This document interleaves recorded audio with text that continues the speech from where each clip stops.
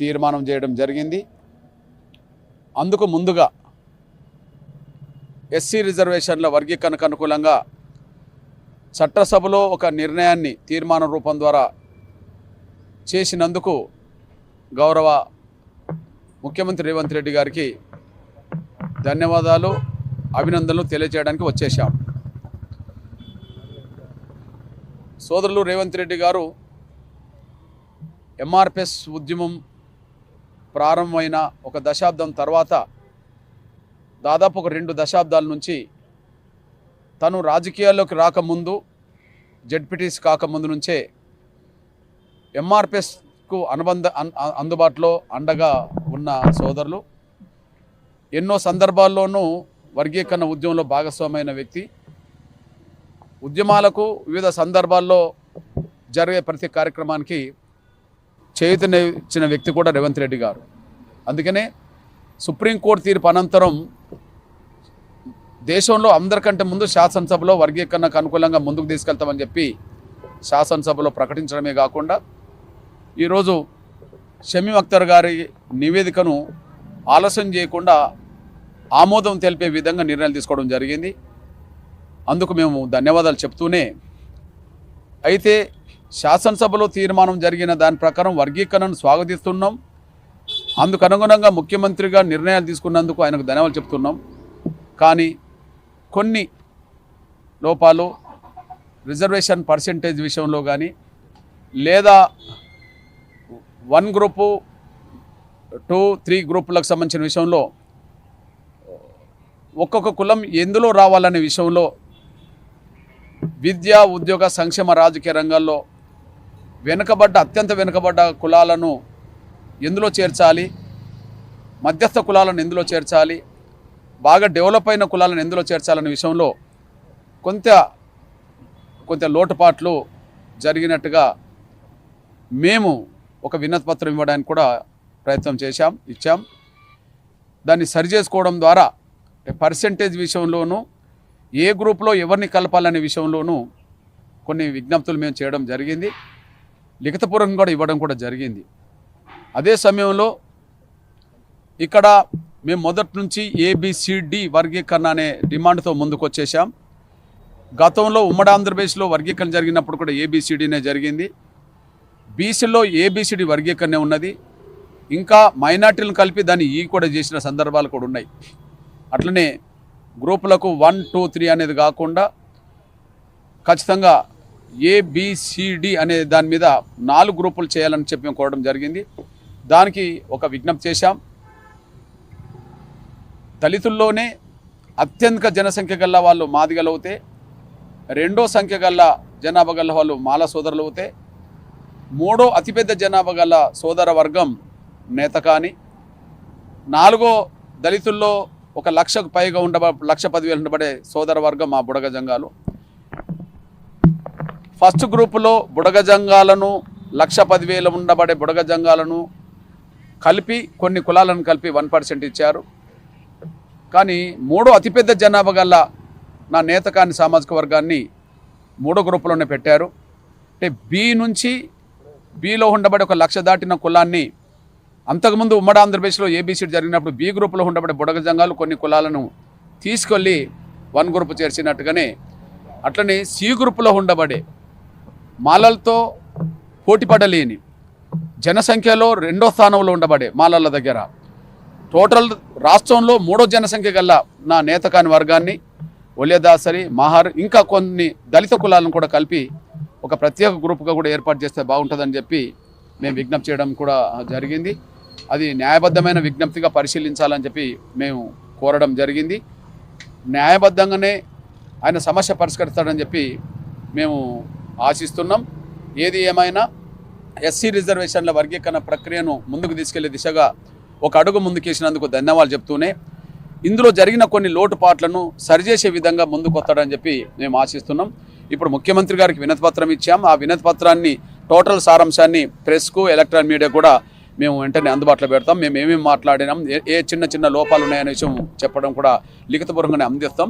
ఇప్పుడు గౌరవ sub committee, మంత్రివర్గ ఉపసంఘానికి సంబంధించిన సబ్ కమిటీ చైర్మన్ సోదరులు ఉత్తమ్ కుమార్ రెడ్డి గారి దృష్టికి కూడా వర్గీకరణకు ముందుకెళ్తున్నందుకు మేము అభినందించడానికి వెళుతున్నాం.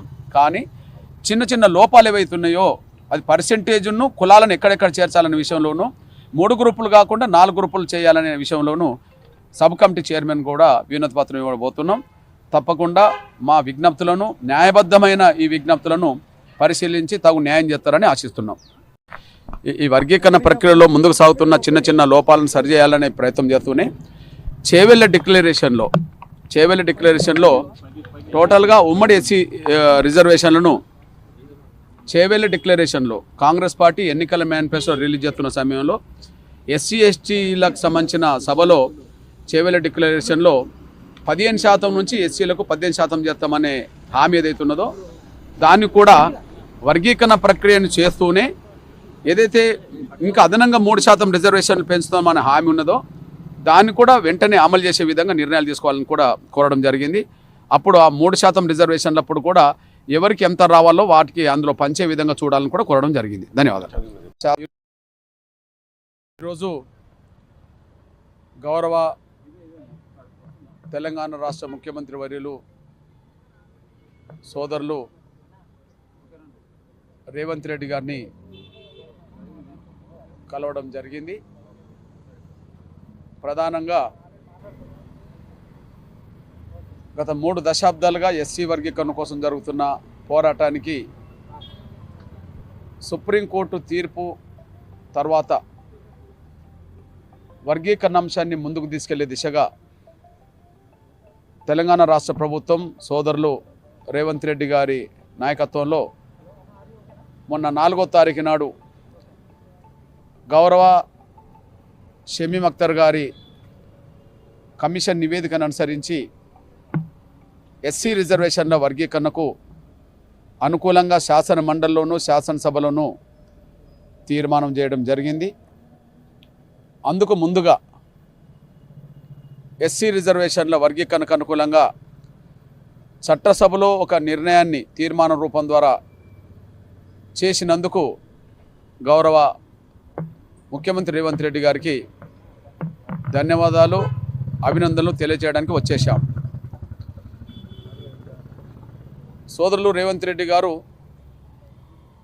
ఎంఆర్పిఎస్ ఉద్యమం ప్రారంభమైన ఒక దశాబ్దం తర్వాత దాదాపు ఒక 2 దశాబ్దాల నుంచి తను రాజకీయాల్లోకి రాకముందు జెడ్పీటీసీ కాకముందు నుంచే ఎంఆర్పిఎస్కు అందుబాటులో అండగా ఉన్న సోదరులు ఎన్నో సందర్భాల్లోనూ వర్గీకరణ ఉద్యమంలో భాగస్వామైన వ్యక్తి. ఉద్యమాలకు వివిధ సందర్భాల్లో జరిగే ప్రతి కార్యక్రమానికి చేయూతనిచ్చిన వ్యక్తి కూడా రేవంత్ రెడ్డి గారు. అందుకనే సుప్రీంకోర్టు తీర్పు అనంతరం దేశంలో అందరికంటే ముందు శాసనసభలో వర్గీకరణకు అనుకూలంగా ముందుకు తీసుకెళ్తామని చెప్పి శాసనసభలో ప్రకటించడమే కాకుండా ఈరోజు షమీమ్ అఖ్తర్ గారి నివేదికను ఆలస్యం చేయకుండా ఆమోదం తెలిపే విధంగా నిర్ణయాలు తీసుకోవడం జరిగింది. అందుకు మేము ధన్యవాదాలు చెప్తూనే అయితే శాసనసభలో తీర్మానం జరిగిన దాని ప్రకారం వర్గీకరణను స్వాగతిస్తున్నాం. అందుకు అనుగుణంగా ముఖ్యమంత్రిగా నిర్ణయాలు తీసుకున్నందుకు ఆయనకు ధన్యవాదాలు చెప్తున్నాం. కానీ కొన్ని లోపాలు రిజర్వేషన్ పర్సెంటేజ్ విషయంలో కానీ లేదా 1 గ్రూపు 2, 3 గ్రూపులకు సంబంధించిన విషయంలో ఒక్కొక్క కులం ఎందులో రావాలనే విషయంలో విద్య, ఉద్యోగ, సంక్షేమ, రాజకీయ రంగాల్లో అత్యంత వెనుకబడ్డ కులాలను ఎందులో చేర్చాలి, మధ్యస్థ కులాలను ఎందులో చేర్చాలి, బాగా డెవలప్ అయిన కులాలను ఎందులో చేర్చాలనే విషయంలో కొంత లోటుపాట్లు జరిగినట్టుగా మేము ఒక వినతి పత్రం ఇవ్వడానికి కూడా ప్రయత్నం ఇచ్చాం.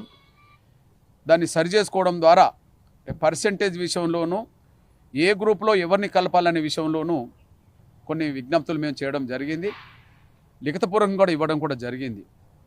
అదే సమయంలో ఇక్కడ మేము మొదటి నుంచి ABCD వర్గీకరణ అనే డిమాండ్తో ముందుకు వచ్చేసాం. గతంలో ఉమ్మడి ఆంధ్రప్రదేశ్లో వర్గీకరణ జరిగినప్పుడు కూడా ABCDనే జరిగింది. బీసీలో ABCD వర్గీకరణ ఉన్నది. ఇంకా మైనార్టీలను కలిపి దాన్ని కూడా చేసిన సందర్భాలు కూడా ఉన్నాయి. అట్లనే గ్రూపులకు 1, 2, 3 అనేది కాకుండా ఖచ్చితంగా ఏబిసిడి అనే దాని మీద 4 గ్రూపులు చేయాలని చెప్పి మేము కోరడం జరిగింది. దానికి ఒక విజ్ఞప్తి చేశాం. దళితుల్లోనే అత్యధిక జనసంఖ్య గల వాళ్ళు మాదిగలు అవుతే, రెండో సంఖ్య గల జనాభా గల వాళ్ళు మాల సోదరులు అవుతే, మూడో అతిపెద్ద జనాభా గల సోదర వర్గం నేతకాని, నాలుగో దళితుల్లో 1,00,000కు పైగా 1,10,000 ఉండబడే సోదర వర్గం మా బుడగ జంగాలు. ఫస్ట్ గ్రూపులో బుడగ జంగాలను 1,10,000 ఉండబడే బుడగ జంగాలను కలిపి కొన్ని కులాలను కలిపి 1% ఇచ్చారు. కానీ మూడో అతిపెద్ద జనాభా గల నా నేతకాని సామాజిక వర్గాన్ని 3వ గ్రూపులోనే పెట్టారు.